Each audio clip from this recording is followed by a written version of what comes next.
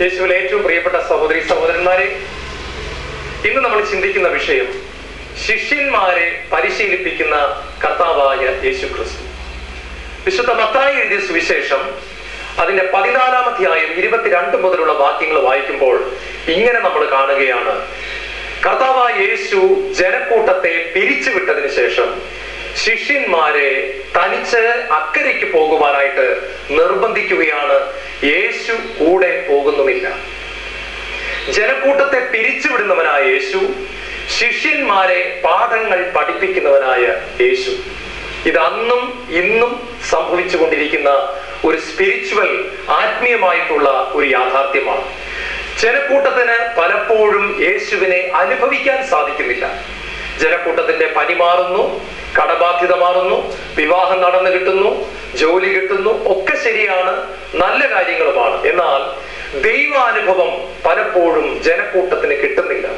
ഇവിടെ നമ്മൾ വ്യക്തമായിട്ട് കാണുകയാണ്, അനുഗ്രഹം ലഭിച്ചു കഴിഞ്ഞ ജനക്കൂട്ടത്തെ യേശു കൂടെ കൊണ്ട് നടക്കുന്നില്ല, അവരെ പിരിച്ചുവിടുകയാണ്. കൂടെ കൊണ്ട് നടക്കുന്നതും അനുഭവങ്ങൾ കൊടുക്കുന്നതും ശിഷ്യന്മാർക്കാണ്. സങ്കീർത്തന പുസ്തകത്തിൽ പരിശുദ്ധാത്മാവ് പറയാണ്, പഴയ നിയമത്തിലെ ദൈവജനമായ ഇസ്രായേലിനെ പറ്റി വ്യക്തമായിട്ട് പറഞ്ഞിരിക്കുകയാണ്, ദൈവം തന്റെ പ്രവൃത്തികൾ ഇസ്രായേൽ ജനത്തിനും വഴികൾ മോശയ്ക്കും വെളിപ്പെടുത്തി കൊടുത്തു. വ്യക്തമായിട്ട് പറയുക, ദൈവജനമായ ഇസ്രായേലിന് ദൈവത്തിന്റെ പ്രവൃത്തികൾ കാണാനുള്ള ഭാഗ്യം ദൈവം കൊടുത്തു. എന്നാൽ ദൈവത്തിന്റെ വഴികൾ കാണുവാനോ ഗ്രഹിക്കുവാനോ ഉള്ള അനുഗ്രഹം ജനക്കൂട്ടത്തിന് കിട്ടിയില്ല. അത് മോശയ്ക്ക് മാത്രം കിട്ടി. ഇന്ന് പുതിയ നിയമത്തിന്റെ ദൈവജനമായ സഭയിലെ ജനങ്ങൾക്കും ഇതുപോലെ പലപ്പോഴും ദൈവത്തെ അറിയാൻ പറ്റുന്നില്ല. ദൈവത്തിന്റെ അനുഗ്രഹങ്ങൾ കിട്ടുന്നു. ദൈവത്തെ അറിയാനുള്ള ഭാഗ്യം ശിഷ്യന്മാർക്കാണ് കിട്ടുന്നത്. ജനക്കൂട്ടം പലപ്പോഴും പിരിച്ചുവിടപ്പെടുകയാണ്. മത്തായി സുവിശേഷം 28-ാം അധ്യായം നമ്മൾ വായിക്കുമ്പോൾ കാണുന്നു, നിങ്ങൾ ലോകമെങ്ങും പോയി എല്ലാ സൃഷ്ടികളോടും എന്റെ സുവിശേഷം പ്രസംഗിക്കുവിൻ. ഞാൻ നിങ്ങളെ പഠിപ്പിച്ച കാര്യങ്ങളെല്ലാം അവരെ പഠിപ്പിക്കുവിൻ, അവരെ ശിഷ്യരാക്കുവിൻ എന്നാണ് കർത്താവ് പറയുന്നത്. അപ്പോൾ ലോകത്തിലെ സകല ജനങ്ങളെയും യേശുവിന്റെ ശിഷ്യരാക്കണം എന്നുള്ളതാണ് പിതാവായ ദൈവത്തിന്റെ പദ്ധതി. നമ്മളൊരു കാര്യം മനസ്സിലാക്കണം, വൈദികർ മാത്രമല്ല ശിഷ്യർ, കന്യാസ്ത്രീകൾ മാത്രമല്ല ശിഷ്യർ. എല്ലാവർക്കും വൈദികരാകാനുള്ള വിളി കിട്ടുന്നില്ല, എല്ലാവർക്കും ബിഷപ്പാകാനുള്ള വിളി കിട്ടുന്നില്ല, എല്ലാവർക്കും കന്യാസ്ത്രീമാരാകാനുള്ള വിളി കിട്ടുന്നില്ല. എന്നാൽ എല്ലാവർക്കും ശിഷ്യരാകാനുള്ള വിളി കിട്ടുന്നു. ശിഷ്യരാകണം എന്നത് തന്നെയാണ് ദൈവത്തിന്റെ ഹിതം. ഇത് മത്തായി സുവിശേഷം 28 വ്യക്തമായിട്ട് പരിശുദ്ധാത്മാവ് പഠിപ്പിക്കുന്നുമുണ്ട്. യേശുവിൽ ഏറ്റവും പ്രിയപ്പെട്ടവരെ, ഞാനും നിങ്ങളും ജനക്കൂട്ടമാണോ ശിഷ്യരാണോ? ഇതാ ജനക്കൂട്ടത്തെ കർത്താവ് പിരിച്ചുവിടുകയാണ്. ശിഷ്യരെ തന്റെ പാഠങ്ങൾ പഠിപ്പിക്കുവാൻ അക്കരയ്ക്ക് പറഞ്ഞു വിടുകയാണ്. എന്നിട്ട് യേശു തനിയെ പ്രാർത്ഥിക്കുവാനായിട്ട് മലമുകളിലേക്ക് കയറി പോവുകയാണ്. വളരെ മനോഹരമായ ഒരു രംഗമാണിത്. തന്റെ ശിഷ്യന്മാരെ ജീവിതത്തിലെ ചില പാഠങ്ങൾ പഠിപ്പിക്കുവാനായിട്ട് തനിച്ച് വള്ളത്തിൽ അക്കരയ്ക്ക് പറഞ്ഞു വിടുന്ന യേശു പ്രാർത്ഥിക്കുവാനായിട്ട് മലമുകളിലേക്ക് പോവുകയാണ്. നമ്മള് വിശ്വാസ പ്രമാണം വായിക്കുമ്പോൾ ഇങ്ങനെ നമ്മൾ കാണുന്നു, പിതാവായ ദൈവത്തിന്റെ വലതുഭാഗത്തിരുന്ന് നമുക്ക് വേണ്ടി മധ്യസ്ഥം വഹിച്ച് പ്രാർത്ഥിക്കുന്ന യേശു. യേശുവിന്റെ ഇന്നത്തെ മിനിസ്ട്രി എന്ന് പറയുന്നത് നമുക്ക് വേണ്ടി പ്രാർത്ഥിക്കുക എന്നത് തന്നെയാണ്. പ്രിയപ്പെട്ടവരെ, അന്നും കർത്താവ് ഇത് തന്നെയാണ് ചെയ്തത്. ശിഷ്യരെ അക്കരയ്ക്ക് പറഞ്ഞു വിട്ടതിന് ശേഷം യേശു റിലാക്സ് ചെയ്യാൻ പോയില്ല, കാറ്റുകൊള്ളാൻ പോയില്ല. അവിടെ നിന്ന് അവർക്ക് വേണ്ടി തീക്ഷ്ണമായിട്ട് പ്രാർത്ഥിച്ചു കൊണ്ടിരുന്നു. പാതിരാത്രിയാകുവോളം അവിടുന്ന് പ്രാർത്ഥിച്ചു കൊണ്ടിരുന്നു. ശിഷ്യന്മാരുടെ ജീവിതത്തിൽ ഒരു പുതിയ അനുഭവം അന്ന് കിട്ടുകയാണ്. ഏതാനും നാളുകൾക്ക് മുമ്പ് കർത്താവുമൊത്ത് അവർ വള്ളത്തിൽ അക്കരയ്ക്ക് പോയി. അന്ന് രാത്രിയിൽ വലിയ കൊടുങ്കാറ്റുണ്ടായി, സുനാമി തിരമാലകൾ ഉയർന്നു പൊങ്ങി. പക്ഷെ തങ്ങളെ രക്ഷിക്കാൻ അന്ന് കർത്താവ് കൂടെ ഉണ്ടായിരുന്നതിനാൽ ഉറക്കത്തിൽ നിന്നും അവർ യേശുവിനെ വിളിച്ചുണർത്തി. യേശു കൊടുങ്കാറ്റിനെ ശാന്തമാക്കുകയും ചെയ്തു. എന്നാൽ ഇന്ന് തികച്ചും വ്യത്യസ്തമായ മറ്റൊരു അനുഭവം കൊടുക്കുകയാണ്. യേശു വള്ളത്തിൽ ഇല്ല, ശിഷ്യന്മാര് മാത്രമാണ് വള്ളത്തിൽ. യേശു പ്രാർത്ഥിക്കാൻ മലയുടെ മുകളിലേക്ക് പോവുകയും ചെയ്തു. ശിഷ്യന്മാർ സ്തോത്ര ഗീതങ്ങളൊക്കെ പാടി വളരെ സന്തോഷമായിട്ട് തന്നെ അക്കരയ്ക്ക് തൊഴിഞ്ഞു പോയിക്കൊണ്ടിരിക്കുമ്പോൾ ഇതാ കുറച്ചു കാലം മുമ്പ് ഉണ്ടായ അതേ സംഭവങ്ങളുടെ ആവർത്തനം ഉണ്ടാവുകയാണ്. വലിയൊരു കാറ്റടിക്കുന്നു, കൊടുങ്കാറ്റ് ശക്തമാകുന്നു, തിരമാലകൾ ഉയരുന്നു, ഇടി വെട്ടുന്നു, മിന്നലുകൾ പായുന്നു, എല്ലാം തകിടം മറിയുന്നു. ശിഷ്യന്മാർ തങ്ങളുടെ കഴിവ് പരമാവധി ഉപയോഗിച്ച് വള്ളത്തെ കൺട്രോൾ ചെയ്യാൻ ശ്രമിക്കുന്നു, സാധിക്കുന്നില്ല. വള്ളം മുങ്ങുമെന്നുള്ള അവസ്ഥയിൽ വെള്ളം ഉയരുകയാണ്. ശിഷ്യന്മാർ ഇപ്രകാരം ചിന്തിച്ചു, കർത്താവേ, നീ ഇന്ന് ഞങ്ങളെ കൈവിട്ട് കളഞ്ഞു. നീ എന്തുകൊണ്ടാണ് ഇന്ന് ഞങ്ങളുടെ കൂടെ ഈ വള്ളത്തിൽ കയറാതിരുന്നത്? അന്ന് നീ ഞങ്ങളുടെ കൂടെ വള്ളത്തിൽ ഉണ്ടായിരുന്നപ്പോൾ ഞങ്ങൾക്ക് രക്ഷപ്പെടാൻ സാധിച്ചു. ഇന്ന് ഞങ്ങൾ മുങ്ങിപ്പോകുമെന്നുള്ള കാര്യം ഉറപ്പാണ്. പ്രിയപ്പെട്ടവരെ, രാത്രിയുടെ ഒന്നാം യാമത്തിൽ യേശു വന്നില്ല, രണ്ടാം യാമത്തിലും യേശു വന്നില്ല, മൂന്നാമത്തെ യാമത്തിലും യേശു വന്നില്ല. ശിഷ്യന്മാർക്ക് ഒരു കാര്യം മനസ്സിലായി, യേശു ഇനി വരില്ല. ഈ പാതിരാത്രി കൊടുങ്കാറ്റിൽ വെള്ളത്തിൽ മുങ്ങി തങ്ങൾ 12 പേരും മരിച്ചു വീഴും. നാളെ ഗലീലയാക്കടലിന്റെ തീരത്ത് തങ്ങൾ 12 പേരുടെ ശവമടിയും. അവർ അവരുടെ ജീവിതത്തിൽ മരണത്തെ മുഖാമുഖം കാണുകയാണ്. എന്നെ കേട്ടുകൊണ്ടിരിക്കുന്ന പ്രിയപ്പെട്ട ദൈവമക്കളെ, നമ്മളൊരു കാര്യം മനസ്സിലാക്കണം. നമ്മുടെ ജീവിതത്തിൽ ഇന്നലെ ഉണ്ടാകുന്ന അനുഭവമല്ല ഇന്നുണ്ടാകുന്ന അനുഭവമല്ല നാളെ ഉണ്ടാകുന്ന അനുഭവമല്ല അടുത്ത മാസം ഉണ്ടാകുന്നത്. ഓരോ ദിവസവും വ്യത്യസ്തമായ അനുഭവങ്ങളിലൂടെ ദൈവം നമ്മളെ കൈക്ക് പിടിച്ച് നടത്തുകയാണ്. ഇതെന്തിനാണെന്നറിയാമോ? നാം ദൈവത്തെ അറിയണമെന്നുള്ളതാണ് ദൈവത്തിന്റെ ഇഷ്ടം. ഹെബ്രായ ലേഖനത്തിൽ ഇപ്രകാരം പറയുന്നു, നിങ്ങളിൽ ഏറ്റവും ചെറിയവൻ മുതൽ ഏറ്റവും വലിയവൻ വരെ ദൈവത്തെ അറിയും. ദൈവം ആരാണെന്ന് നിങ്ങൾ തിരിച്ചറിയും. ദൈവം സർവശക്തനാണെന്ന് തിരിച്ചറിയും. ദൈവം സർവജ്ഞാനിയാണെന്ന് തിരിച്ചറിയും. ദൈവം പ്രകാശമാണെന്ന് തിരിച്ചറിയും. ദൈവം പരിശുദ്ധിയാണെന്ന് തിരിച്ചറിയും. ദൈവം കണ്ണുനീര് തുടയ്ക്കുന്നവനാണെന്ന് തിരിച്ചറിയും. ദൈവം ഒരിക്കലും കൈവിടാത്തവനാണെന്ന് തിരിച്ചറിയും. ദൈവം നമ്മുടെ ബുദ്ധിക്ക് അതീതനാണെന്നുള്ള സത്യവും നമ്മൾ തിരിച്ചറിയും. ദൈവത്തിന്റെ പ്രവൃത്തികൾ നമുക്ക് മനസ്സിലാക്കാൻ പറ്റാത്തതാണെന്ന് നമ്മൾ തിരിച്ചറിയും. യെശയ്യാ പ്രവാചകന്റെ പുസ്തകം 55-ാം അധ്യായത്തിൽ പിതാവായ ദൈവം ഇങ്ങനെ അരുളി ചെയ്യാണ്, എന്റെ ചിന്തകൾ നിങ്ങളുടെ ചിന്തകൾ പോലെ അല്ല, എന്റെ വഴികൾ നിങ്ങളുടെ വഴികൾ പോലെ അല്ല. ആകാശം ഭൂമിയിൽ നിന്ന് എത്രമാത്രം ഉയർന്നിരിക്കുന്നു അത്രമാത്രം ഉന്നതമാണ് എന്റെ ചിന്തകളും വഴികളും. പ്രിയപ്പെട്ടവരെ, പത്രോസിനും കൂട്ടുകാർക്കും ദൈവത്തിന്റെ വഴി മനസ്സിലായില്ല. തങ്ങൾ മരിച്ചു പോകുമെന്ന് വിചാരിച്ച ആ രാത്രിയുടെ 4-ാം യാമത്തിൽ അവർ ഒരു കാര്യം കണ്ടു. കൂരിരുട്ടിന്റെ മധ്യത്തിലൂടെ അലറി നിലവിളിച്ച് ഉയർന്നു പോകുന്ന തിരമാലകളെ പരാജയപ്പെടുത്തി തിരമാലകളുടെ മുകളിലൂടെ 2 കരവും ഉയർത്തിപ്പിടിച്ച് നടന്നു വരുന്ന വെള്ളവസ്ത്രധാരിയായ ഒരു രൂപത്തെ ദൂരെ നിന്ന് തന്നെ ശിഷ്യന്മാർ കണ്ടു. അകലെ വെച്ചൊരു പൊട്ടുപോലെ ഒരു രൂപം വെള്ളത്തിന്റെ മുകളിലൂടെ നടന്നു വരുന്നത് കണ്ടു. അവർ ഭയപ്പെട്ടു പോയി. ചെറുപ്പത്തിലെ ചില കഥകളൊക്കെ അവർ കേട്ടിട്ടുണ്ട്, കുഞ്ഞിലെ കേട്ടിട്ടുള്ള കഥകൾ. അവർ വിചാരിച്ചു ഇത് ഭൂതമാണ്. അവർ ഉച്ചത്തിൽ നിലവിളിച്ചു, അയ്യോ ഭൂതം ഭൂതം എന്ന് പറഞ്ഞ് നിലവിളിച്ചു. പ്രിയപ്പെട്ടവരെ, ഒരു കാര്യം മനസ്സിലാക്കണം. പലപ്പോഴും ദൈവം നമ്മുടെ ജീവിതത്തിൽ പ്രവർത്തിക്കുമ്പോഴും നമ്മൾ പിശാച് എന്നാണ് പറഞ്ഞുകൊണ്ടിരിക്കുന്നത്. ഞാൻ അനേകരെ കണ്ടിട്ടുണ്ട്, ദൈവം അവരുടെ ജീവിതത്തിൽ വിശുദ്ധീകരണത്തിനായിട്ട് കടന്നു വരുമ്പോൾ അവർ പിശാചെ വിട്ടുപോ എന്നാണ് പറഞ്ഞുകൊണ്ടിരിക്കുന്നത്. പലപ്പോഴും അത് പിശാചായിരിക്കണം എന്നില്ല. ദൈവം നമ്മളെ വിശുദ്ധീകരിക്കുന്ന പ്രക്രിയ ചെയ്തുകൊണ്ടിരിക്കുകയാണ്. നമ്മൾ പലപ്പോഴും അത് തിരിച്ചറിയുന്നുമില്ല.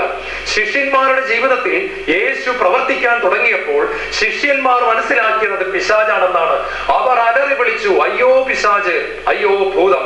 ഈ സമയത്ത് കർത്താവിന്റെ വചനം കടന്നു വരികയാണ്. 119-ാം സങ്കീർത്തനത്തിൽ പ്രകാരം നമ്മൾ വായിക്കുന്നു, കർത്താവേ, അങ്ങയുടെ വചനം എന്റെ പാദങ്ങൾക്ക് വെളിച്ചവും പാതയ്ക്ക് പ്രകാശവുമാണ്. കർത്താവേ, അങ്ങയുടെ വചനമാണ് എനിക്ക് കൃത്യമായ പ്രകാശം പരത്തി തരുന്നത്. അന്ന് കടലിന്റെ മധ്യത്തിലൂടെ അവർ കേട്ട വചനം ഇതാണ്, ഭയപ്പെടേണ്ട, ഇത് ഞാനാണ്. നിങ്ങൾ മറ്റെവിടെയെങ്കിലും ഈ വചനം കേട്ടിട്ടുണ്ടോ? ഉണ്ട്, ഒരുപാട് ഭാഗത്ത് കേട്ടിട്ടുണ്ട്. ആക്ച്വലി ഗ്രീക്ക് ബൈബിളിൽ പറഞ്ഞിരിക്കുന്ന വാക്യം ഇതാണ്, fear not, I am that I am എന്നാണ് അതിന്റെ ഇംഗ്ലീഷ്. അതായത് ഭയപ്പെടേണ്ട, ഞാനാകുന്നവൻ ഞാനാകുന്നു. I am that I am എന്നാണ് യേശു കടലിന്റെ മുകളിൽ വെച്ച് വിളിച്ചു പറഞ്ഞത്. എന്താണ് ഈ വചനത്തിന്റെ പ്രത്യേകത? പ്രിയപ്പെട്ടവരെ, പഴയ നിയമം നമ്മൾ പഠിക്കുമ്പോൾ കാണാം, അബ്രഹാം ദൈവത്തെ സ്നേഹിച്ചു, ദൈവത്തോടുകൂടെ നടന്നു. ഇസ്ഹാക്ക് ദൈവത്തെ സ്നേഹിച്ചു, ദൈവത്തോടുകൂടെ നടന്നു.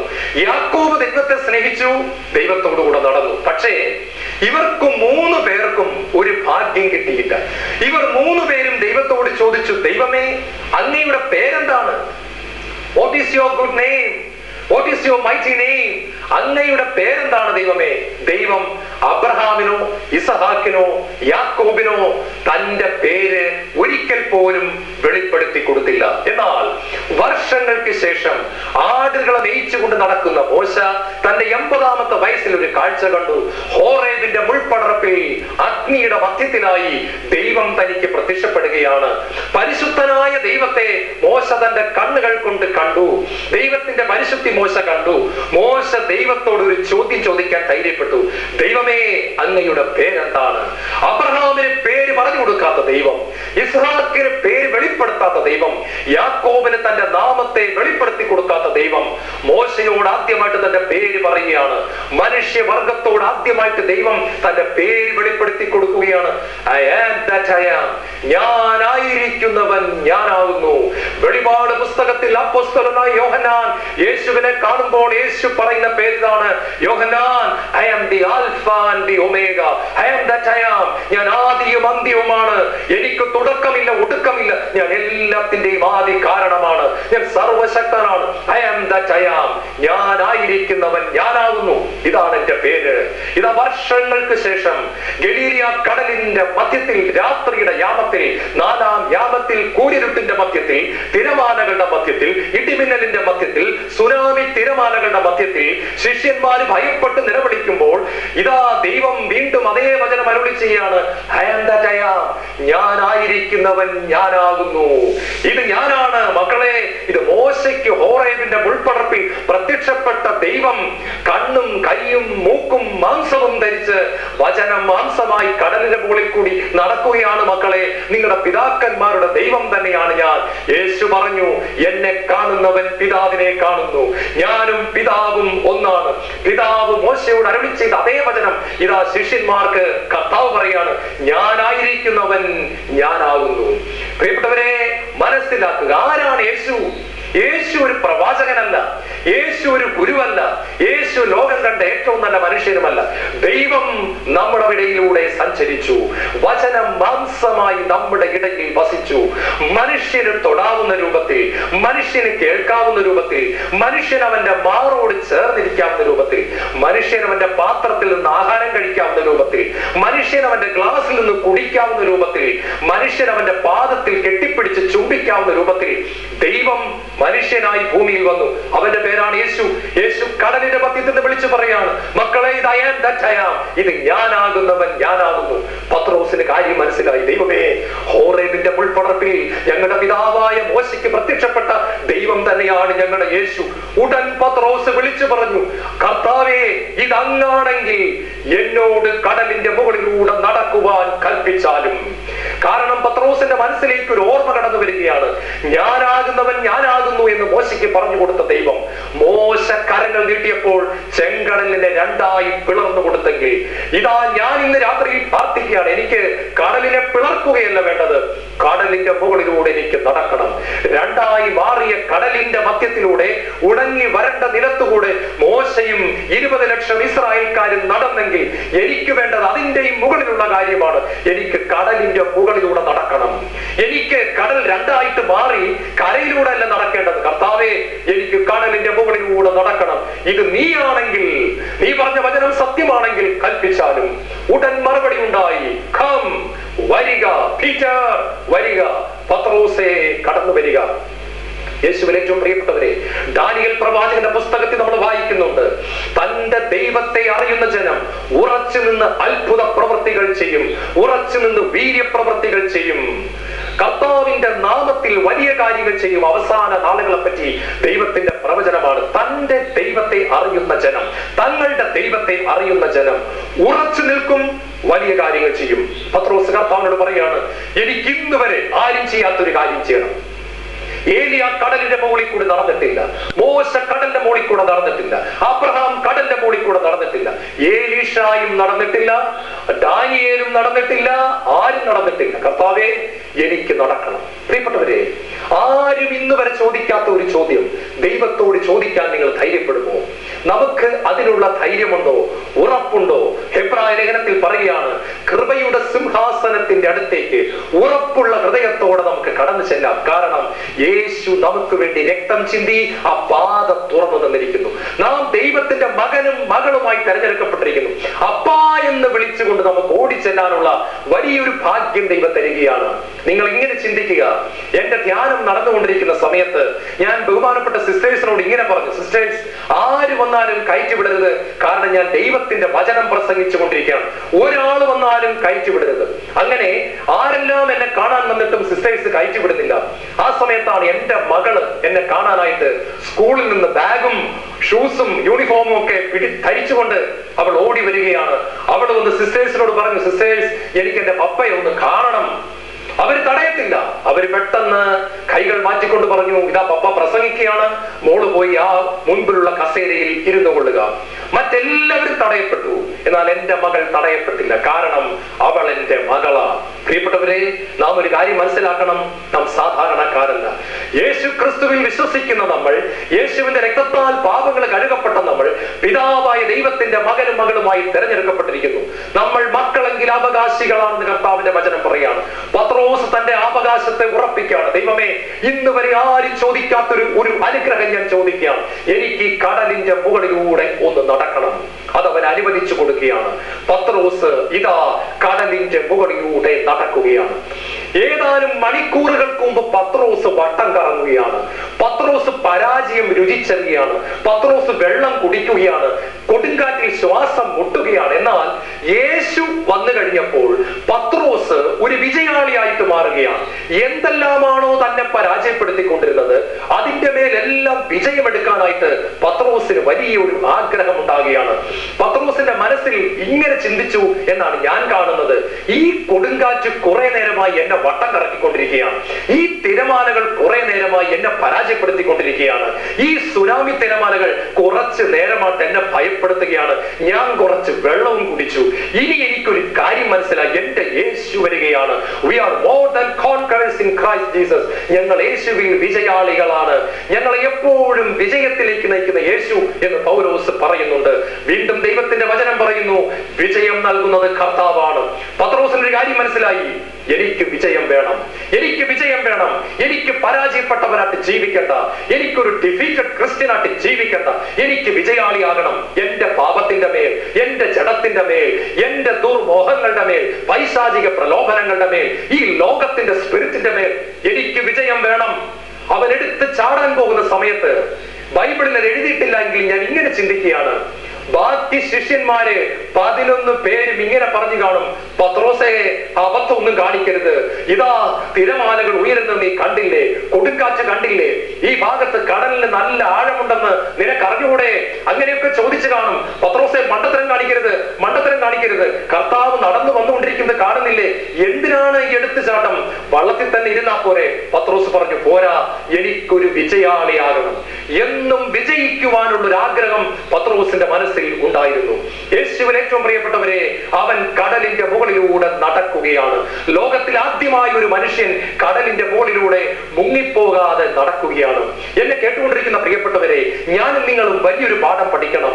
കണ്ണുകളെ നിയന്ത്രിക്കാൻ സാധിക്കാതെ വിഷമിക്കുന്നവരെ കണ്ടിട്ടുണ്ട്.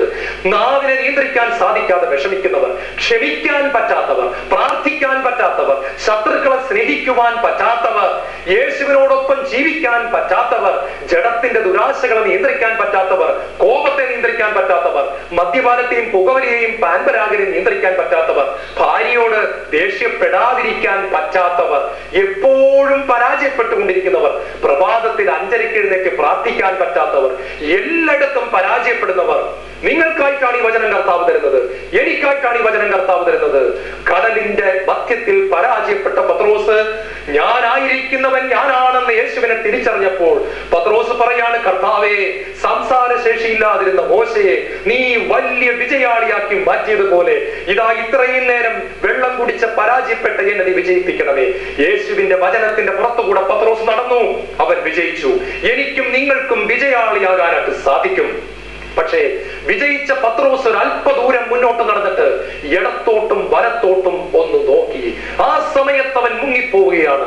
ഹെബ്രായ ലേഖനത്തിൽ പരിശുദ്ധാത്മാവ് ഇപ്രകാരം പറയുന്നു: വിശ്വാസത്തിന്റെ നായകനും അതിനെ പൂർണ്ണതയിൽ എത്തിക്കുന്നവനുമായ യേശുവിനെ മുന്നിൽ കണ്ടുകൊണ്ട് വേണം നീ ഓടാൻ. മകനെ, മകളെ, നിന്റെ കണ്ണുകൾ ഇടത്തോട്ടോ വലത്തോട്ടോ പോകാൻ പാടില്ല. ഇടത്തും വലത്തും പലതും നീ കാണും, നീ അങ്ങോട്ട് നോക്കരുത്. പലതും നിന്നെ തകർക്കാൻ വരും, നോക്കരുത്. Look at Jesus. യേശുവിനെ നീ നോക്കുക, യേശുവിന്റെ മാധുര്യമേറിയ മുഖത്തേക്ക് നോക്കുക. പത്രോസിന്റെ നോട്ടം മാറിപ്പോയി, ഇടത്തോട്ടും വലത്തോട്ടും മാറിപ്പോയി. അവൻ തിരമാലകളെ കണ്ടു, സുനാമിയെ കണ്ടു, കൊടുങ്കാറ്റിന്റെ ശക്തിയെ അവൻ കണ്ടു. പെട്ടെന്ന് അവൻ ചിന്തിക്കുന്നതിന് മുമ്പ് അവൻ വെള്ളത്തിലേക്ക് താഴ്ന്നു പോയി. ഏതാണ്ട് മൂക്കറ്റം വരെ വെള്ളത്തിലെത്തിയപ്പോൾ ഒന്ന് ഉയർന്നു പൊങ്ങി വീണ്ടും പരാജയപ്പെട്ട പത്രോസ് വിളിച്ചു: കർത്താവേ, രക്ഷിക്കണമേ, ലോർഡ് സേവ് മീ. ഇതാ ദൈവത്തിന്റെ പൊന്നോമന പുത്രൻ വഴക്ക് പറയുന്നില്ല. കടലിന്റെ മുകളിലൂടെ മിന്നൽ വേഗത്തിൽ യേശു കടന്നു വന്ന് കരങ്ങളെ നീട്ടിപ്പിടിക്കുകയാണ്. 2-3 മാസങ്ങൾ കഴിയുമ്പോൾ ആണികൾ കൊണ്ട് തുളയ്ക്കപ്പെടേണ്ട കരങ്ങൾ യേശു നീട്ടിക്കൊണ്ട് പറഞ്ഞു: പത്രോസേ, ഈ കരങ്ങളിൽ ആണികൾ തുളയ്ക്കപ്പെടാൻ പോവുകയാണ്. പക്ഷെ ഈ കരങ്ങൾ നിന്നെ രക്ഷിക്കാനായിട്ടാണ് തുളയ്ക്കപ്പെടാൻ പോകുന്നത്. എന്റെ കരങ്ങളിൽ നീ മുറുകെ പിടിച്ചുകൊള്ളുക. യേശുവിന് ഏറ്റവും പ്രിയപ്പെട്ടവരെ, മുങ്ങിപ്പോയ പത്രോസ് യേശുവിന്റെ കരങ്ങളിൽ മുറുകെ പിടിച്ചു. യേശു അവനെ പൊക്കിയെടുത്തു. പിന്നീട് പത്രോസ് ഇടത്തോട്ടും വലത്തോട്ടും നോക്കിയില്ല. യേശുവിനെ കെട്ടിപ്പിടിച്ചുകൊണ്ട് കടലിന്റെ മുകളിലൂടെ നടന്ന് അവൻ വള്ളത്തിൽ തിരിച്ചു വരികയാണ്. എന്താണ് ഈശോ തരുന്ന പാഠം? ഈശോയെ കൂടാതെ നമ്മൾ പരാജയമാണ്. എന്നെ കൂടാതെ നിങ്ങൾക്കൊന്നും ചെയ്യാൻ സാധ്യമല്ല. യേശു ഉണ്ടെങ്കിൽ മലമാറി കടലിൽ ചെന്ന് വീഴുകയും ചെയ്യും. സകല പ്രലോഭനങ്ങളുടെ മേലും, സകല പിശാചുക്കളുടെ മേലും, സകല ദുർഭൂതങ്ങളുടെ മേലും, സകല ശക്തികളുടെ മേലും നമുക്ക് വിജയം തരുവാൻ കർത്താവായ യേശു ക്രിസ്തുവിന് സാധിക്കും എന്ന് ദൈവത്തിന്റെ വചനം നമ്മളെ പഠിപ്പിക്കുകയാണ്. യേശുവിൽ ഏറ്റവും പ്രിയപ്പെട്ടവരെ, ഒരുപാട് ധ്യാനങ്ങൾ കൂടിയിട്ടും പരാജയപ്പെട്ടവരെ കാണുന്നുണ്ട്. അതിന്റെ പ്രധാനപ്പെട്ട ഒരു കാരണം നാം നമ്മിൽ തന്നെ ആശ്രയിക്കുന്നു എന്ന. കുരിശിന്റെ വിശുദ്ധ യോഹന്നാൻ ഇപ്രകാരം പറയുന്നു: സ്വന്തം ശക്തിയിൽ ആശ്രയിക്കുന്നവൻ പിശാചിനേക്കാൾ വൃത്തികെട്ടവനാണ്. അതുകൊണ്ടാണ് ദാവീദ് വിളിച്ചു പറഞ്ഞത്: കർത്താവേ, അങ്ങന്റെ പാറയാണ്. You are my rock, you are my light, you are my salvation. അങ്ങന്റെ പാറയാണ്, അങ്ങന്റെ കോട്ടയാണ്, അങ്ങന്റെ സങ്കേതമാണ്. ആരാണ് ഈ പാറ? 1 കൊരിന്ത്യർ 10:4. ആ പാറ യേശു ക്രിസ്തുവാണ്. കൊടുങ്കാറ്റിൽ മരങ്ങളെല്ലാം ഇളകി മറിയുമ്പോൾ പാറ മാത്രം ഉറച്ചു നിൽക്കുന്നു.